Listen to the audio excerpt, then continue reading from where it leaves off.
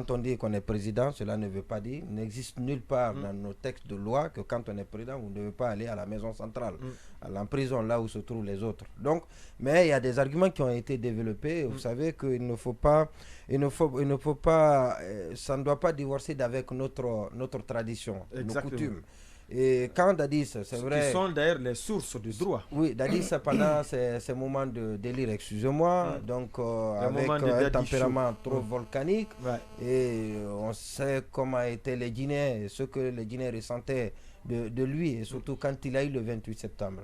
Et donc, mais aujourd'hui, on a comme l'impression, et c'est la nature de notre société, comme si cela, on a déjà épongé cette douleur-là, mais la justice doit absolument faire son travail. Cela ne voudrait pas dire qu'on ne doit pas juger le dossier, mais quand les gens ont vu Dadis en prison, il n'y a pas une seule âme sensible qui n'a pas été insensible aux conditions de détention du président Dadis. Et d'ailleurs, quand vous parlez avec ceux qui sont en prison, je dis bien, pas que c'est co-accusé, mais les prisonniers, les pensionnaires de la maison centrale, ils vous disent qu'ils sont gênés. Ils n'ont même pas, ils sont gênés de regarder en face.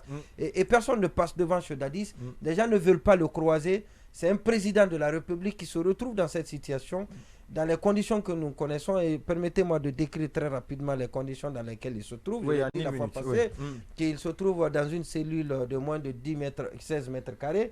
Donc ils sont 4 dans cette cellule avec une petite toilette de moins de 2 mètres carrés.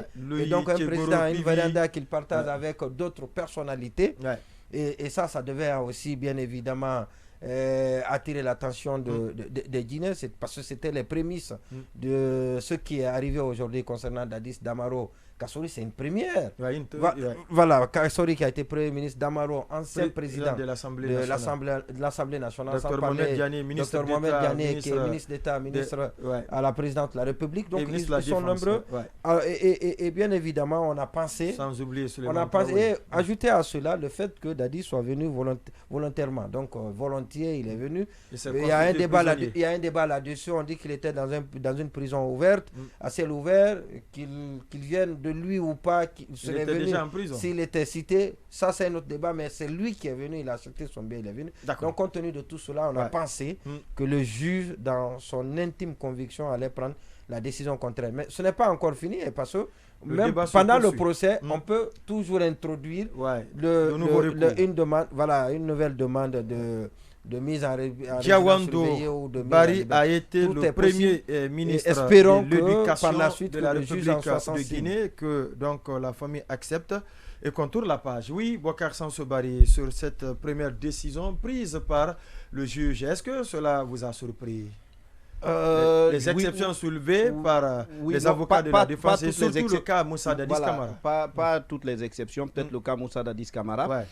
Mais je dois d'abord dire qu'à mon avis, l'indignation que sa détention est en train de susciter, peut-être que est inversement proportionnelle au culte que nous avons pour le chef. C'est-à-dire, on n'a jamais... Et pour nous, le chef, c'est quelqu'un au-dessus de la mêlée. Ce n'est pas nécessairement un sujet de droit, parce que nous n'avons pas ça dans l'histoire du pays. On n'avait jamais vu un chef poursuivi de cette façon. Donc, c'est une première, et il faut comprendre la mécanique, la réaction de l'opinion publique. Face à cette situation. Et donc, moi, je tire de ça peut-être une petite alerte. C'est de dire, est-ce que, et c'est vraiment un défi que la justice guinéenne a, aujourd'hui on va dire que les magistrats ont réussi à se soustraire de la pression sociale pour rendre ce verdict-là. Est-ce qu'ils sauront demeurer ainsi durant tout le processus du procès? Là, pour moi, ça reste une question. Parce qu'aujourd'hui, on en est à sa détention, mais il va commencer à s'exprimer. Et vous avez vu aujourd'hui, on va dire, entre griffes, avec quelle violence ils sont interrogés. À un moment donné, je connais un peu le tempérament de Moussa Dadis Camara. Est-ce que dans les réactions retransmises en direct par les médias, est-ce qu'à un moment donné, au sein de l'opinion publique, est-ce qu'au sein des pressions sociales, la justice, le procès saura garder sa sérénité en dépit de ça? Je suis vraiment en train, je me pose la question. Oui, Massouma. Et vous, votre lecture, votre analyse? Moi, je pense vraiment que, quoi qu'il arrive, pour le moment, la culpabilité de l'ex-président Dadis Camara n'est pas avérée.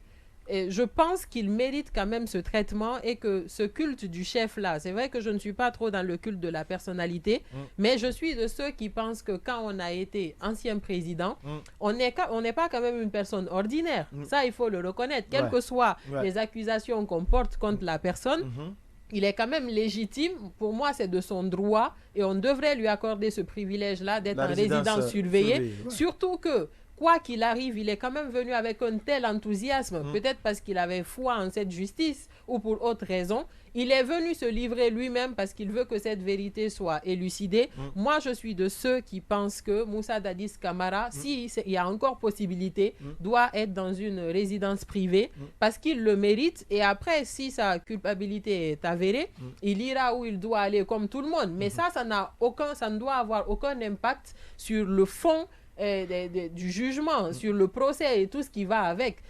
Il doit être jugé comme tous les autres. Il n'est pas mieux que les autres, mais quand même son statut d'ex-président est doit lui totalement profiter. différent des autres. Exactement. Oui, Habib.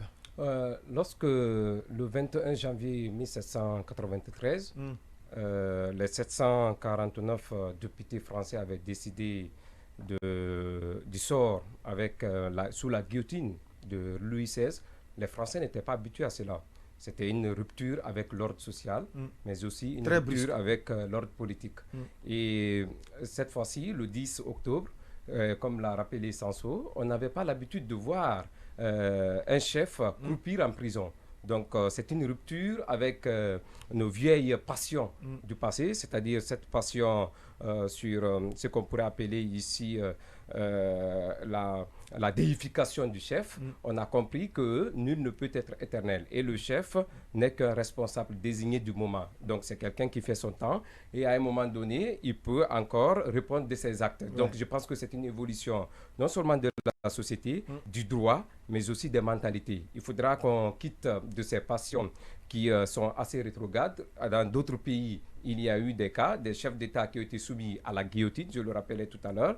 Mais pour le cas spécifique de Dadis, certainement que c'est une rupture assez brusque qui ne colle pas certainement à notre conception de la chefferie, mais qui ne traduit nullement certainement une grande première dans l'histoire de l'humanité, parce que ça a existé à travers le monde. Mais ce qui est quand même à saluer, c'est la nature même du débat. On est tous d'accord que jusqu'à présent, on disait tous qu'il fallait quand même respecter la décision du juge. Et aujourd'hui, cette volonté s'applique à tout le monde. Il faut saluer. Et on pense qu'il faudrait quand même qu'il bénéficie des traitements qui pourraient le distinguer de ceux qui sont en prison. Oui, mais dès lors qu'ils sont tous ensemble, on ne peut plus maintenant penser à cela. On a tous plaidé ici la semaine dernière. Dès l'instant qu'ils sont déjà dans la même cellule, il faut admettre donc qu'ils doivent tous avoir le même traitement. Bien avant, je pense que c'est une leçon. Bien avant qu'il ne soit Dadis que tout le monde a découvert le 23 décembre, certainement il dormait dans une caserne ou dans un camp militaire avec toute sa troupe. Quand il partait en formation, il ne dormait pas seul dans sa cellule. Donc que ce statut particulier ne le distingue pas des autres. On ne peut que plaider qu'on puisse le reconnaître quand même ce statut. Il n'est pas différent des autres. Il n'y a pas de citoyens extraordinaires. On est tous des citoyens égaux devant, égaux devant la loi. Qu'il n'y ait pas de traitement de faveur, mais qu'on puisse seulement plaider en sa faveur parce qu'il n'est pas n'importe qui. Donc si on doit plaider en sa faveur, on doit plaider pour le sort de tout le monde. Non, on plaide juste pour marquer une petite différence. Oui, mais qu'il réponde à ces gestes. C'est contradictoire. Non, c'est pas contradictoire. Oui, on va écouter ce Puisqu'on parle de droit, puisqu'on parle de justice, il est clair que quoi qu'il arrive, on finira toujours par dire qu'on attendra la décision de la justice. La première décision a été déjà rendue, mais qui est en sa défaveur. Moussa Dadis Camara, quoi que l'on dise, ce n'est pas un citoyen ordinaire. On ne cessera jamais de le rappeler. Bien entendu. Mais devant la loi, nous sommes tous égaux. C'est qu'il y a aussi une évidence, Mais ce n'est pas exclu qu'il y ait une situation atténuante parce que ce procès a observé un peu l'évolution des choses. Si on doit passer 2 jours sur des questions de forme ou même, si vous voulez, de certaines réclamations, ça veut dire que ça prendra du temps. En tout cas, les prémices l'indiquent clairement. Est-ce qu'il faut garder le capitaine Moussa Dadis Camara inculpé à la maison centrale jusqu'à la fin de ce procès qui pourrait prendre 1 ou 2 années ou plus? Je pense que c'est justement à ce niveau-là que les uns et les autres se posent des questions. Il y en a même qui le disent clairement, puisqu'il est venu de lui-même, puisqu'il a la volonté de donner sa part de vérité, qu'on pouvait, partant de ce principe, supposer que, étant en résidence surveillée, c'est clair qu'il ne va pas fuir, c'est clair qu'il va rester et créer toutes les conditions qui pourraient justement faciliter cela. Mais si ce n'est pas fait, encore une fois, nous, on dit notre opinion, notre souhait, mais le droit, la justice, c'est autre chose. Tout ce que nous souhaiterions, en tout cas, que le droit soit dit dans toutes ces facettes.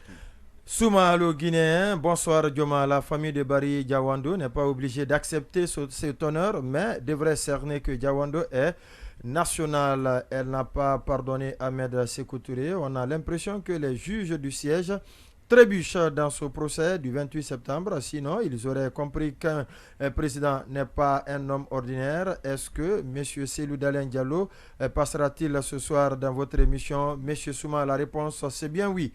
Lamarana Yemberen Diallo nous dit bonsoir.